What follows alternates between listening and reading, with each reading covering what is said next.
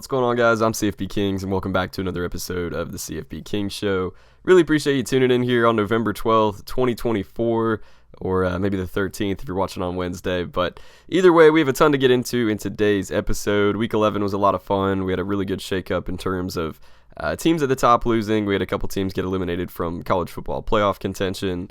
A bunch of teams get knocked out of their conference championship races, and we'll be breaking it all down today. Let's get right into Georgia Tech's upset and enormous victory over number 4 Miami. The Yellow Jackets took down the Canes 28-23, and for a second consecutive year, Georgia Tech has given Miami their first loss of the season and ruined their perfect record.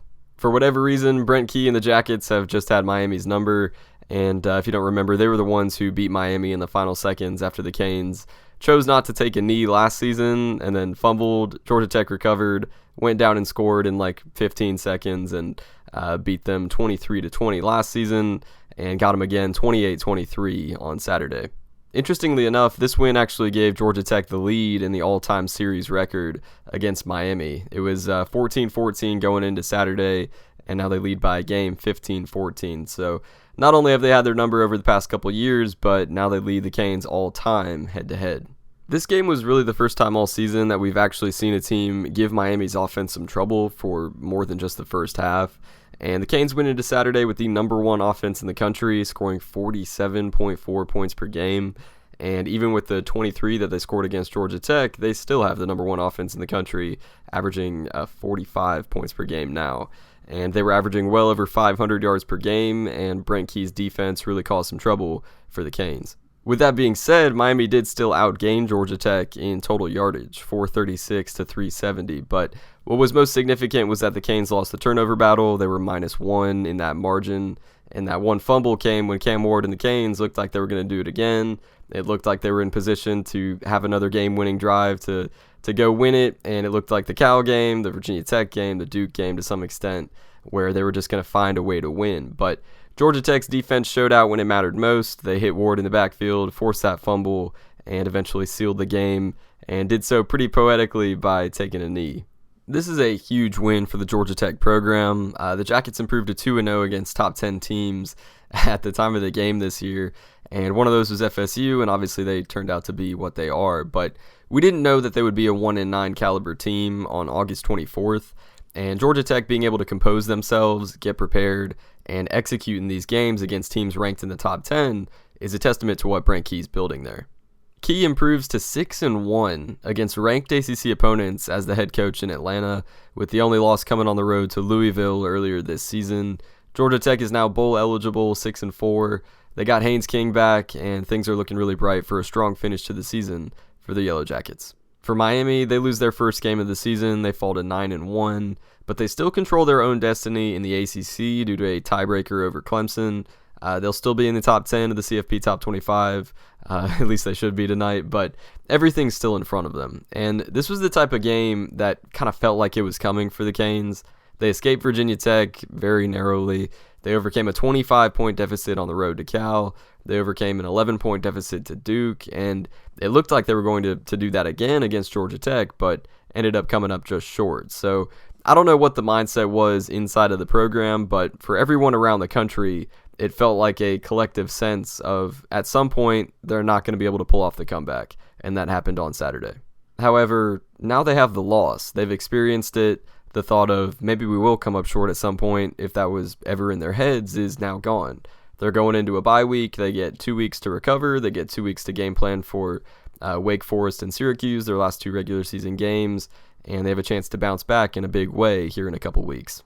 Number 16 Ole Miss took down number 3 Georgia and did so in dominant fashion, 28-10 on Saturday afternoon in Oxford. I wanted to start off by saying that I'm sorry to the Rebels. I picked Georgia to win this game, and the driving factor and primary reason behind that decision was that I didn't believe Ole Miss would actually be able to get over the hump.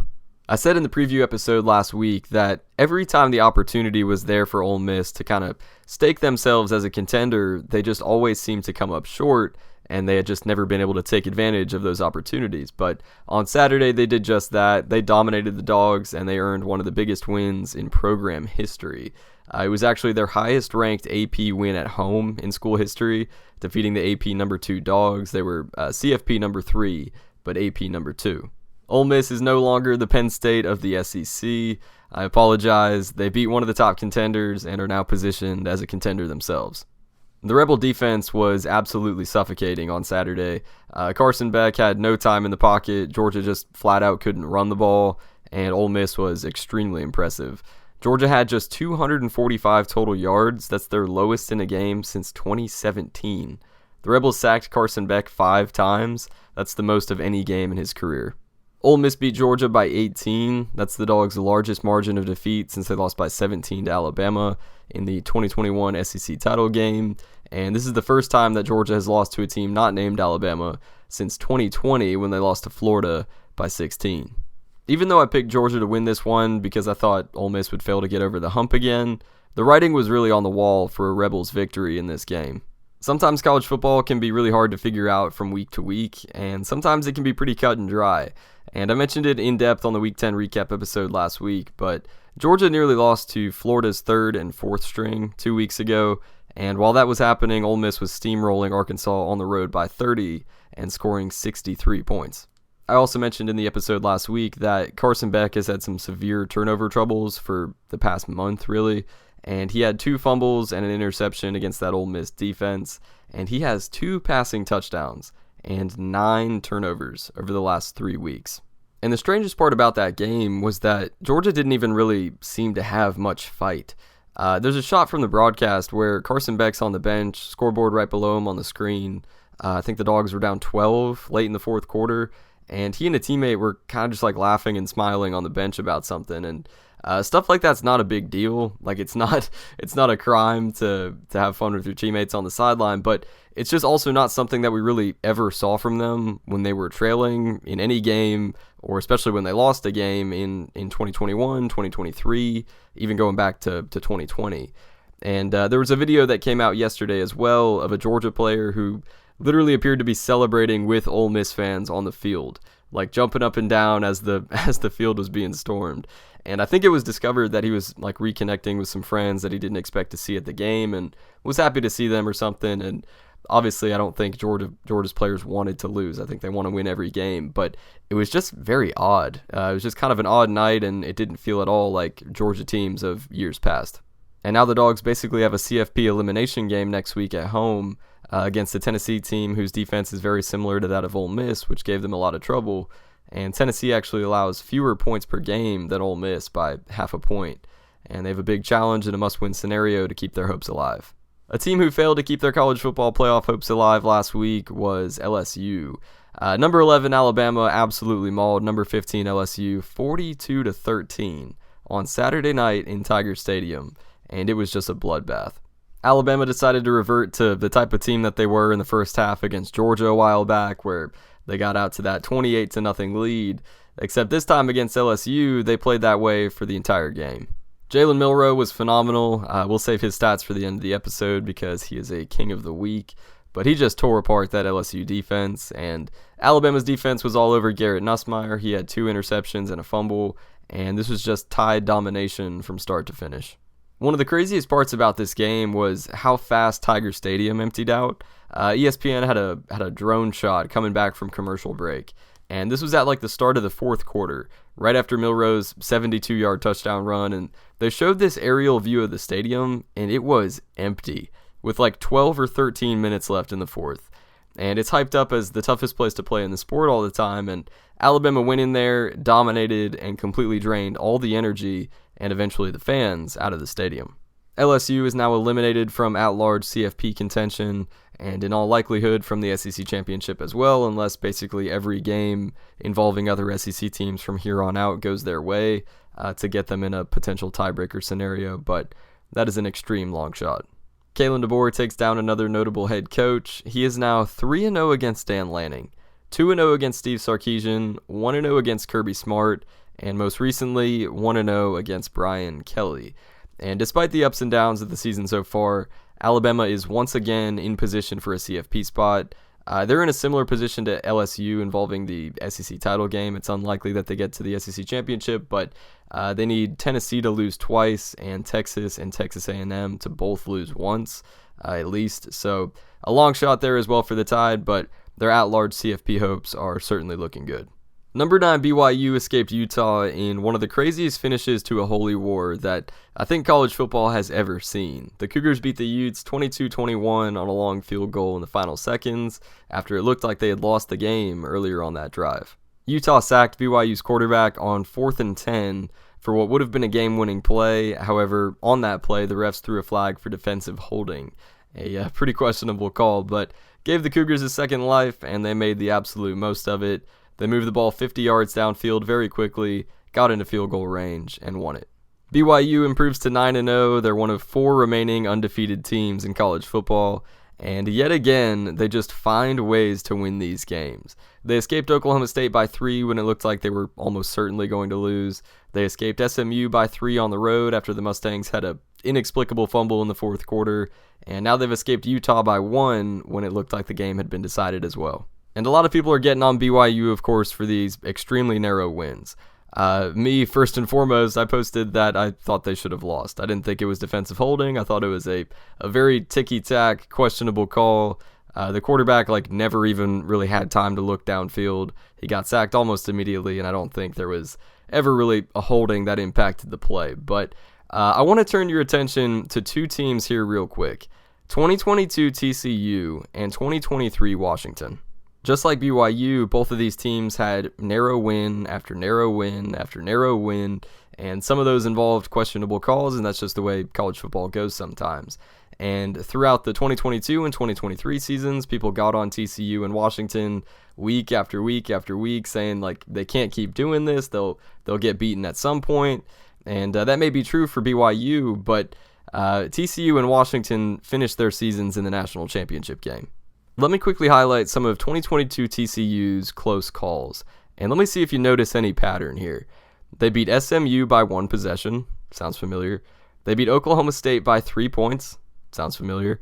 They beat their rival by 1 point on a walk-off field goal in Week 11. That sounds extremely familiar.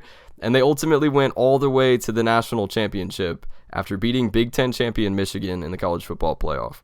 2023 Washington, being in the Pac-12 at the time, they don't have the same opponents like TCU and this year's BYU team did, but Washington was notorious for winning 10 consecutive games by 10 points or less. They beat Arizona by 7, Oregon by 3, Arizona State, who finished 3-9, by 8. They beat Washington State, who finished 5-7, by 3. They beat Oregon State by 2, and they did that all the way to, again, the national championship game. So you can say what you want about BYU not necessarily looking great, not being impressive in a lot of games, but we have prime examples from each of the previous 2 seasons where teams won close game after close game over sometimes pretty bad competition with a couple questionable calls going their way. But both of them ended their seasons in the national championship. Am I saying BYU's going to the Natty? Not necessarily, especially with the 12-team format, because they would have to beat a lot of good teams in a row to get there, and that's tough for any team to do. But BYU just doesn't lose, at least they haven't yet. And they keep finding ways to win games that they really, it doesn't look like they have any shot of winning, like the Utah game. The win probability chart on ESPN is always really fun to look at. They had a 0.3% chance to beat Utah in the fourth quarter of that game. Against Oklahoma State, they had a 0.1% chance. Oklahoma State had a 99.9% chance to win that game, and BYU came back in the final seconds and won. And BYU does have solid wins. They have 2 wins over ranked teams, SMU and Kansas State, and I wouldn't be surprised if they kept this up for a while. Keeping it in the Big 12, Kansas came out of nowhere and decided to play their best game of the season, defeating number 17 Iowa State 45-36. They scored 45 points, 38 on offense, against an Iowa State defense that came into last week in the top 10 in points per game allowed. And that 45-36 score is pretty deceiving. Kansas dominated this game. They led 21-7, 31-10, 38-20, and 45-28. This felt out of reach for the Cyclones from pretty much the start of the second quarter. And this result most notably knocks Iowa State out of CFP at-large bid contention, and now they need help in the Big 12 standings in order to get into that conference championship game.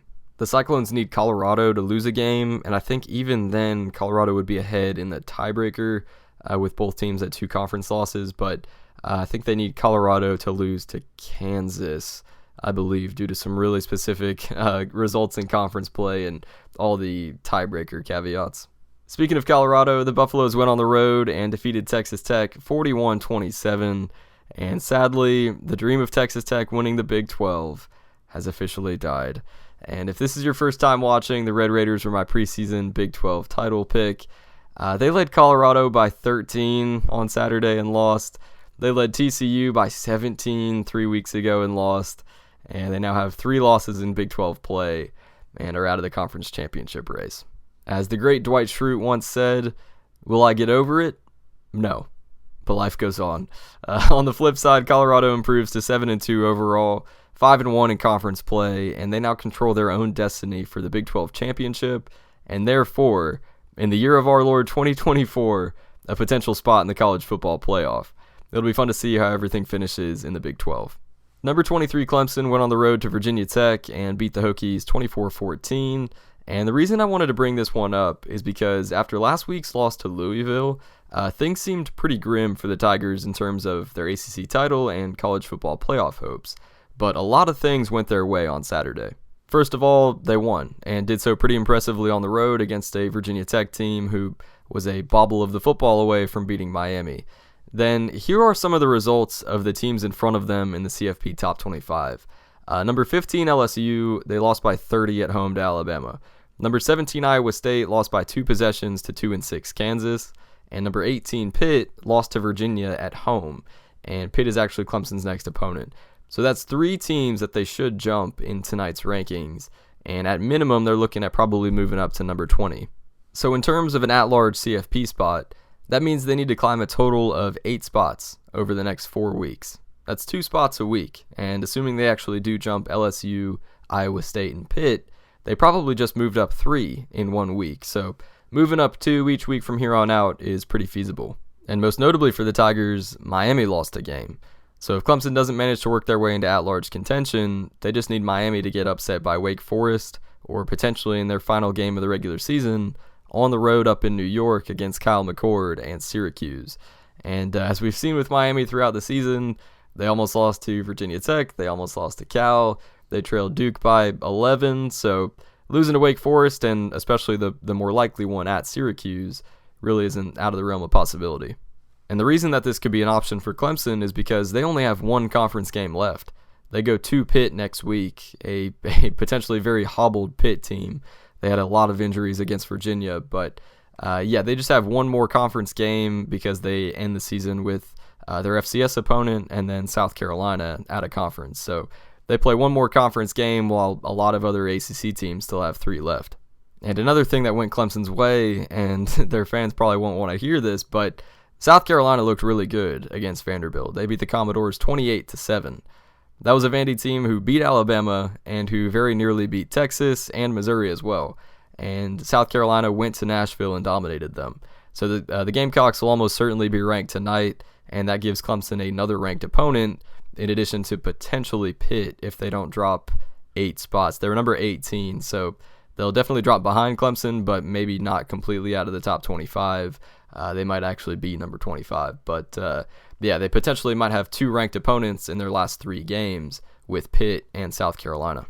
Elsewhere around the country, number 8 Indiana beat Michigan 20-15, and for the first time in college football history, the Hoosiers have won 10 games in a single season. Coach Sig has Indiana at 10-0, not only their first 10-win season, but he did it with a record of 10-0 in his first year with the program. Absolutely amazing season in Indiana, and they have an enormous matchup coming up with Ohio State in a couple weeks.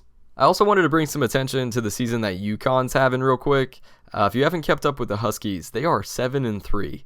Yes, UConn in football is 7-3, and this is the first time that they've had a record of 7-3 or better since 2008 when they were in the Big East. The last time they were this good, they were in a conference that doesn't even support football anymore. They're undefeated against Group of 5 teams. Their losses are to Maryland, Duke, and Wake Forest, and they have a big game coming up against Syracuse on November 23rd. But props to Jim Mora and the Huskies. They're quietly having one of the best turnarounds in the sport from their 3-9 season last year. And lastly, Notre Dame just destroyed Florida State 52-3. But the reason I'm bringing this up is because on Sunday, FSU fired their offensive coordinator, offensive line coach, defensive coordinator, and wide receivers coach. So they still play Charleston Southern and Florida, but it looks like the preseason top 10 Noles, who are now 1-9, have started turning the page to 2025. All right, now it's time for Kings of the Week, a segment where I highlight some of the best performances across the country each and every week. First up, we have Alabama quarterback Jalen Milroe. He was absolutely phenomenal against LSU. He had 109 passing yards, but more importantly, he had 12 carries for 185 rushing yards and 4 rushing touchdowns. He averaged 15.4 yards per carry. 15.4, and just terrorized LSU's defense in a 30-point rout. On Thursday night against FAU, East Carolina quarterback Katin Houser was unbelievable. He went 11 of 14 passing, which is 78.6%, and accounted for 309 total yards and 4 touchdowns. And that was in the first half. They then called off the Dawgs a bit in the second half, but he finished with 395 total yards and 6 total touchdowns, and didn't even really play the fourth quarter. An extremely dominant performance on Thursday by ECU's Katin Houser. Then we have Georgia Tech quarterback Haynes King, and the numbers on this one aren't as impressive, but I'll explain in a second. He was 6 of 6 for 32 yards and a touchdown, so 100% completion percentage, but then also had 20 carries for 93 yards and a touchdown as well. The biggest thing about his performance is that he was hurt for almost a month, and that was his first game since October 12th against North Carolina. And Brent Key, the head coach, said that they didn't even know if he was going to be able to play on Friday before the game. So he basically played injured, and in his first game back, led Georgia Tech to a victory over number 4 Miami, earning them just their second win in program history over a team with a record of 9-0 or better. And lastly, the entire University of Mississippi, Ole Miss earned their highest-ranked AP win at home in program history. They became the first team not named Alabama to beat Georgia since 2020. They held Georgia to the lowest total yardage in the game since 2017. They held Georgia to the lowest number of points scored since 2021. And those 10 points that they allowed are tied for the lowest scored by a Kirby Smart coached team ever. And then the students sticking it out through the rain, storming the field, taking down the goalposts, carrying them all the way to some courthouse, and really just making the most of a historic win. That's going to wrap up this episode of the CFB Kings Show. Really appreciate you making it all the way to the end. Week 11 was a blast. Really looking forward to seeing the committee's rankings here in a bit. And I'll have rankings reaction as usual to start the Thursday episode. So make sure to tune in then as well. Make sure to leave a like if you enjoyed. Subscribe to the channel if you're watching on YouTube. Follow if you're listening on Spotify. And definitely check out @CFBKings on Twitter and Instagram for all things college football. Thank you so much for watching. Have a fantastic rest of your day. And take care.